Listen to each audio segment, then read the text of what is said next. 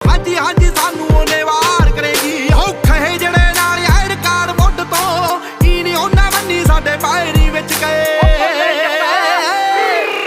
ਹੋ ਸੋਚਣਾ ਦਾ ਜੱਟ ਵੀ ਸ਼ਕੀਨ ਮੁੱਢ ਤੋਂ ਚਾਹੀ ਅੜੀਆਂ ਕਰੇਗੀ ਨੀ ਮਲਾਏ ਨੂੰ ਖਿੱਚ ਕੇ ਸੋਚਣਾ ਦਾ ਜੱਟ ਵੀ ਸ਼ਕੀਨ ਮੁੱਢ ਤੋਂ ਚਾਹੀ ਅੜੀਆਂ ਕਰੇਗੀ ਨੀ ਮਲਾਏ ਨੂੰ ਖਿੱਚ ਕੇ